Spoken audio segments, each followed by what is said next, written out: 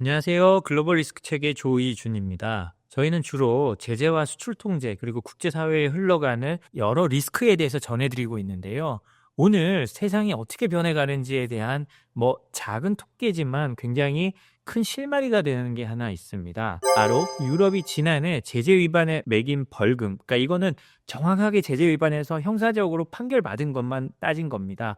따로 합의했거나 이런 거는 뺀 것 같은데요. 그런 제재 위반 벌금이 사상 처음으로 미국보다 많아졌다는 얘기입니다. 하나 좀 찾아보겠습니다. 유로피언 생션스 인포스먼트라는 블로그가 있는데요.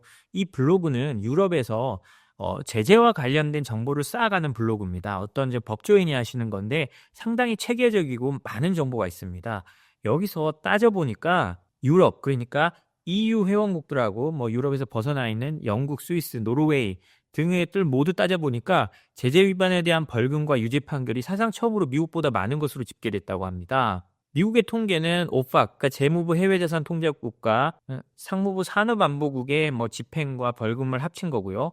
법무부가 확보한 형사 유죄 판결을 포함한 것이고요. 유럽의 수치는 이 블로그가 각자 모은 것이라고 합니다. 그런데요, 작년에 유럽은 118건을 단속해가지고요. 8,850만 유로적 1,330억 원의 벌금을 부과했고요. 미국은 지난해 52건의 제재를 단속했어요.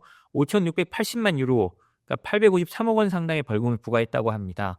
그러니까 상징적이지만 이거는 정말 명확하게 확정되고 우리가 말하는 수출 통제나 이런 걸 포함하지 않은 건데도요. 그러니까 제재를 피하기 위한 명확한 범죄인들만 포함한 겁니다. 그런데도 유럽이 더 높아졌다는 건요. 상당한 의미가 있습니다. 왜냐하면 유럽은 지금껏 중국의 눈치 보랴, 러시아 눈치 보랴 제재를 명확하게 안 해왔거든요. 왜냐하면 러시아는 유럽의 가장 큰 에너지원이고요. 유럽도 러시아와 지리적으로 붙어있기 때문에 늘 싸우는 걸 원하지 않았습니다. 중국은요. 중국에 대해 제재하는 것, 유럽은 미국처럼 중국 기업이나 중국인에 대해서 자산 동결하고 이렇게 제재를 가하는 게 정말 최근에서야 일어나기 시작했습니다. 왜냐? 다 우크라이나 전쟁 때문인데요. 우크라이나 전쟁이 일어나고 나니까 세계가 정말 70년 전, 그러니까 그 냉전 시대의 초기 같은 모습이란 걸 이제 다시 사람들이 깨달은 거거든요. 생각해 보십시오. 우크라이나를 지원하는 나라가 어디입니까? 미국과 유럽과 한국, 일본, 이런 어떻게 생각하면 자유민주주의 진영에서 우크라이나를 지원해 주고 있고요.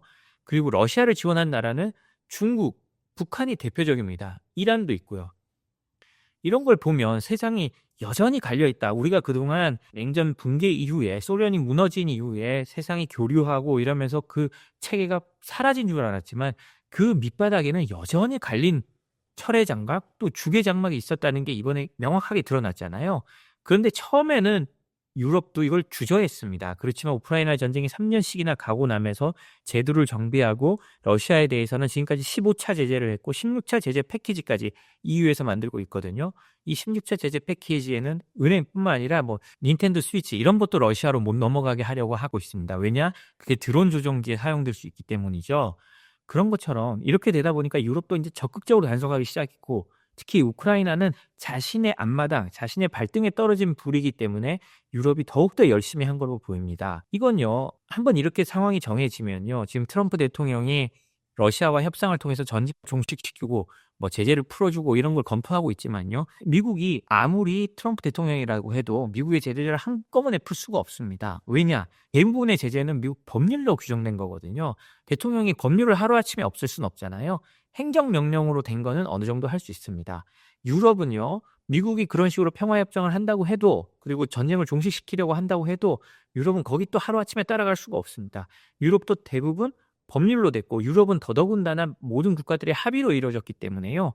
이걸 또 쉽게 비틀 수가 없습니다. 물론, 헝가리 같은 칠러 성향의 국가가 러시아에 대한 제재를 완화하자고 하고, 러시아에 새로운 제재를 부과하는 걸 막을 수는 있지만요.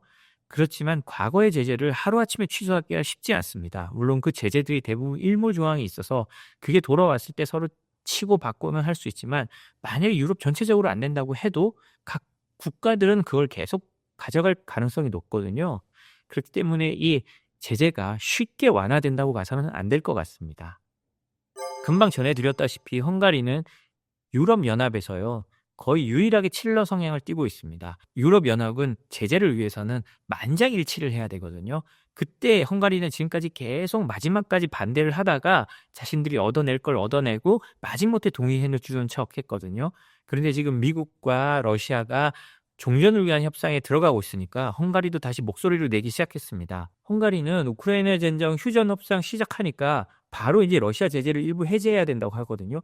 가장 큰 이유는 헝가리가 러시아산 에너지를 대규모로 쓰고 있기 때문입니다. 러시아에서 싸게 받아 쓰고 있는데 이번 전쟁 때문에 그걸 막기 시작했거든요. 그리고 유럽연합이 결국 막아버리니까 사실 헝가리 입장에서는 굉장히 큰 어려움이 있었죠.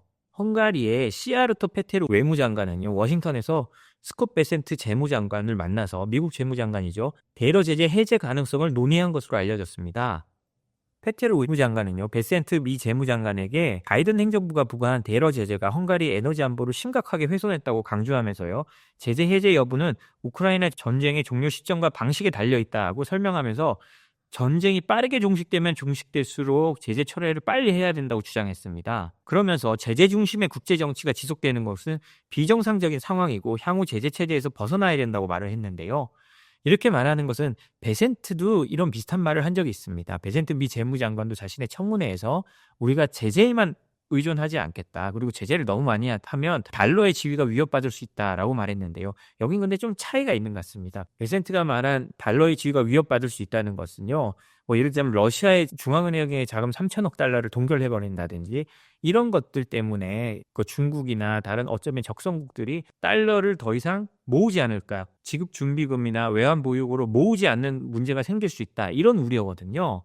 그런데 페테르는 이런 제재는 이제 안 해야 된다는 건데요. 트럼프 1기 시절에 보면 트럼프 대통령은 그전 오바마 대통령보다 연간 기준으로 약 3배 정도의 제재를 했습니다. 오바마 대통령이 연 한 300건 정도의 제재를 했다면요, 트럼프 대통령은 연 1000건 정도 제재를 했거든요. 그러니까 이게 개별 기업과 뭐 중국을 압박하기 위한 이런 제재는 계속될 겁니다. 그렇기 때문에 이런 말잔치에는 속으면 안 될 것 같고요. 어찌됐든 미국과 러시아가 이제 우크라이나 전쟁 종전 협상에 들어가면서 이제 제재 해제 논의도 이제 시작이 되고 있구나, 이 정도로 감을 잡으시면 될 것 같습니다. 그러나 아까도 제가 말씀드렸듯이 제재 해제를 양쪽 정부가 한다고 해도 이 대부분의 제재는 의회가 법으로 만들었고 미국도 민주당과 공화당이 극한으로 대립하고 있기 때문에 쉽게 풀리지 않습니다.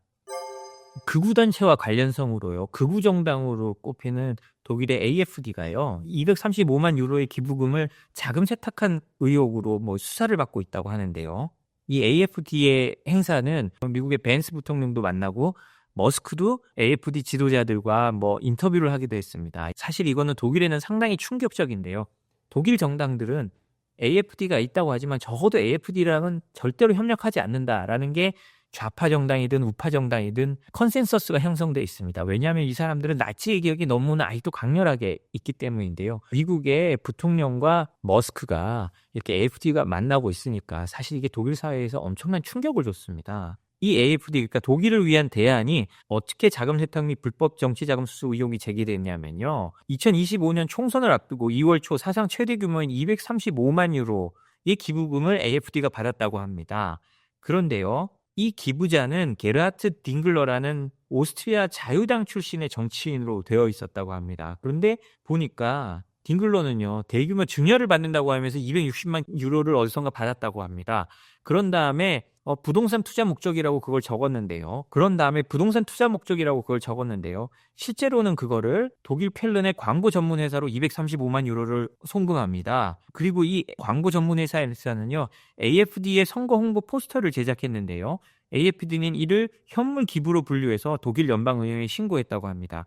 그러니까 부동산 투자한다고 받은 돈이 갑자기 광고회사로 가고, 그 광고회사로 간 다음에 AFD가 이거 우리는 현물 기부 받은 거야 라고 한 겁니다. 그러니까 수사당국은요, 이거 좀 이상하다, 처음부터 그런 기부금으로 기부해가지고 하게 하면 되지 왜 이렇게 복잡한 경로를 하느냐, 돈의 출처를 숨기려고 하는 거 아니냐라고 해서 수사를 들어갔다고 하는 건데요. 오스트리아의 수사기관은요, 해당 자금이 어떤 기업가에서 온 것으로 보고 수사 중입니다. 그리고 이 딩글러는 단순한 중개 역할을 했다고 생각하는 거거든요. 그러니까 정치자금을 기부한다고 하지만 어떤 기업가가 딩글러를 이용해서 제3자로 했다는 거죠. 물론 이런 의혹이 나오니까요. AFD는 모든 혐의를 부인했고 딩글러 또한 해당 기부금이 자신의 개인 자산에 나온 것이라고 주장했습니다. 그렇지만 아까 말씀드렸듯이 오스트리아 당국은 딩글러가 제출한 증여 증서가 자기가 증여받았다고 했지만 허위일 가능성이 크다고 보고 있다고 합니다. AFD가 불법 기부를 받은 것으로 판명될 경우 기부금의 3배에 해당하는 700만 유로의 벌금이 부과될 수 있다고 하는데요. 이런 큰 정당마저도 사실상의 자금 세탁을 한 거죠. 이렇게 한다는 건 우리가 얼마나 이 분야에 있어서 조심해야 되는지를 알려주는 거라고 할 수 있겠습니다. 네, 오늘 저희가 준비한 소식은 여기까지입니다. 저희 소식이 도움이 됐다면 구독과 좋아요, 알림 설정 부탁드리겠습니다. 감사합니다.